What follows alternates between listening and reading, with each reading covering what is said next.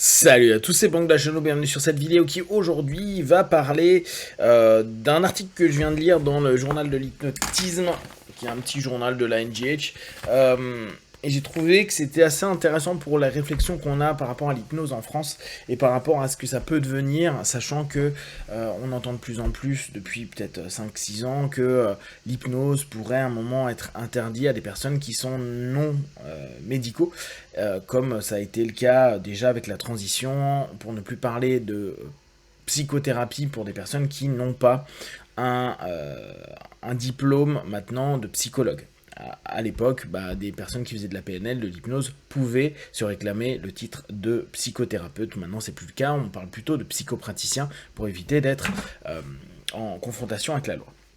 Là, en l'occurrence, c'est un article de Skoljic et il appelle ça Legislative and Governmental Concern. Ce qui est assez intéressant, c'est qu'il reprend par rapport à une problématique qu'il y a dans le Colorado, et la NGH, qui est quand même une asso où il y a pas mal de monde, tente souvent de défendre les hypnos, alors là, les hypnos non médicaux, les hypnotistes, ce qu'ils appellent les consulting hypnotistes, et c'est un mot que j'aime bien, moi, hypnotiste consultant, parce que justement, ça enlève pas mal d'idées de psychothérapeute, et on va revenir un peu dessus dans l'article, parce que ça pousse à réflexion, ou en tout cas ça nous permet peut-être nous de nous recadrer, et également peut-être pour certaines personnes, quand elles parlent de leur profession, de donner des informations qui peuvent être interprétables de façon assez simple pour les peut-être les futurs partenaires, clients, si vous appelez ça client, etc. Donc il met en avant cette notion-là. La position de la NGH est que, concernant l'hypnotiste consultant, est une profession d'aide, mais pas une forme d'attention à la santé, pas une forme de santé. En fait, c'est vraiment une notion d'accompagnement. Je pense que helping, on peut le traduire comme ça. Donc, les hypnotistes travaillent comme des coachs qui développent la motivation des clients dans leur auto-développement, pour le développement personnel de différentes façons. Ça peut bien sûr inclure le poids, la cigarette, le stress management, la résilience émotionnelle, l'organisation personnelle, et il y a une longue liste à ce sujet-là. Le consultant hypnotiste n'est pas un praticien de médical, de santé. Donc, il n'est pas régulé par les mêmes règles que les professionnels de la santé, qui, eux, sont bien sûr associés à différentes notions de l'État. En tout cas, on sait qu'il y a un diplôme d'État, etc., etc. Les hypnotistes, d'un autre côté, donc, sont plutôt des life coachs. Donc, nous, c'est un mot qu'on entend de plus en plus. D'ailleurs, on en rit souvent, parce que maintenant, on est coach de tout. Maintenant, life coach, ce coup-ci peut nous servir, donc coach de vie. Des consultants business ou des personal trainers, dont vous savez, des personal trainers, quoi, et sont engagés dans une notion de commerce et non pas de santé. Alors oui, on est aux États-Unis, hein, et peut-être que ce mot-là, commerce, vous dérange, mais si on prend la majeure partie d'entre nous, on est plutôt en auto-entreprise, et c'est vrai qu'on peut voir ça comme un deal commercial.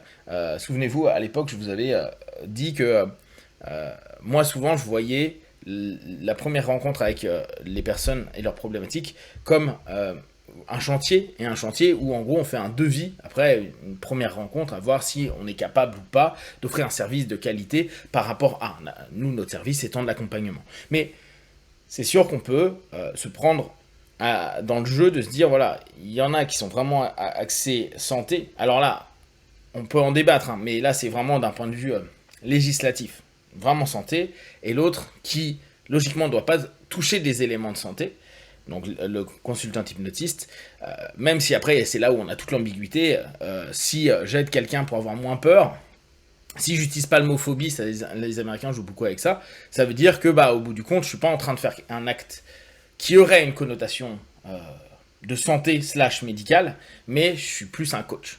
Bon, vous voyez les petites ambiguïtés, mais dans les années à venir, de toute façon, ça va être des choses à vraiment bien définir, à redéfinir. toujours dans l'état d'esprit de Gilboyne et de Kappa quand ils avaient développé le principe d'hypnothérapie à l'époque comme étant une profession à part entière.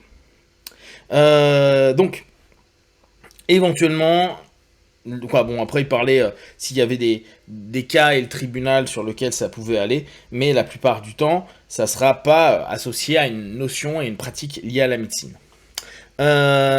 Donc, il dit par contre que dans le Colorado, et c'est un des points qui est intéressant, dans le Colorado, eux, avec Washington, c'est les seuls à avoir une régulation de l'hypnotisme ou de l'hypnothérapie, mais ils n'utilisent pas le mot hypnothérapie, ils utilisent hypnotisme, qui se rapproche de l'aide à la santé. Donc, en gros, pendant un laps de temps, la commission du Colorado avait créé une classe pour tous pendant plusieurs années qui s'appelait psychothérapeute non licencié. D'accord. Et qu'importe le type de travail qui ça a été donné, tant que ça ne touche pas la santé. Et ça a été fait pendant un paquet de temps. Et beaucoup d'hypnotistes du Colorado estimaient que pouvoir mettre en avant que c'était des unlicensed psychothérapistes, ça permettait beaucoup au niveau de leur marketing, de leur vente de produits, de services, parce que les gens ne faisaient pas de confusion avec une notion médicale, une notion santé par rapport à ça. Là encore, il y a beaucoup de discussions à avoir, mais là on est plutôt au niveau macro et au niveau plutôt législatif qu'au niveau terrain et en tant que tel. Seulement en 2020, il y a eu un changement et maintenant, ils estiment que les unlicensed psychothérapeutes vont devoir passer tout un cursus avec un programme académie j'allais dire d'hygiène mentale parce qu'il dit health, mais de santé mentale, d'accord. Donc là, ce qu'ils expliquaient, c'est qu'à partir de maintenant, les nouveaux hypnothérapeutes doivent absolument passer une option. Et nous, on l'a un petit peu, en France, on entend de plus en plus parler, c'est faire au moins des cours de psychopathologie. Mais psychopathologie, c'est un peu court, on peut le faire assez rapidement. C'est vrai que parfois, on peut se poser la question, est-ce que nous, en tant qu'hypnotistes, on ne devrait pas aussi avoir un petit peu plus de bagage psychologie, de façon générale, psychothérapie, donc maintenant que c'est associé. Moi, c'est quelque chose auquel je pense qu'il est important de mettre en avant. Alors peut-être que ça serait simplement l'État qui peut demander aux écoles qui forment de dire, vous devez avoir absolument une option avec un gars qui est docteur, et qui peut vous donner pendant une semaine peut-être différents aspects, ou 15 jours, je ne sais pas du tout comment seraient les notions, pour avoir cette notion de psychologie qui est un petit peu dedans, pour peut-être éviter certaines erreurs à un moment donné. Donc là, par rapport à tout ça, ce qui est intéressant, c'est que donc, les statuts du Colorado, ils définissent la psychothérapie très proche de la définition de la psychologie. Donc c'est pour ça que pour eux, la psychothérapie, c'est proche de la psychologie, donc tu dois avoir un PhD pour être à ce moment-là apte à accompagner. Et eux, ils mettent vraiment en avant que le consultant hypnotiste n'est pas un psychothérapeute. Donc, même nous, notre sémantique en France qui serait psychopraticien, faudrait peut-être à un moment ou à un autre l'enlever pour se dire, non, mais on est juste consultant hypnotiste, mais c'est vrai qu'aujourd'hui, quand on en parle à quelqu'un, ça ne veut rien dire. Tu dis, maintenant, mais je suis hypnotiste consultant, le gars, il va te dire, what the fuck, c'est quoi ça, ou t'es consultant en hypnose, je comprends pas trop. Néanmoins, c'est un mot que j'ai bien aimé quand je l'avais vu les premières années, à me dire consultant hypnotiste à quelque chose qui permet de mettre une certaine distance, justement, avec psychothérapie, avec la notion de thérapie. La notion de consultation n'entrant plus à ce moment-là dans une notion de thérapie. Donc après, ils disent que l'NGH va continuer à travailler pour tenter d'arranger tout ça. Mais je trouve que la réflexion, elle est vraiment intéressante, qu'elle va nous être imposée à un moment ou à un autre. On ne sait pas quand, mais c'est tellement latent depuis des années et pour différentes raisons.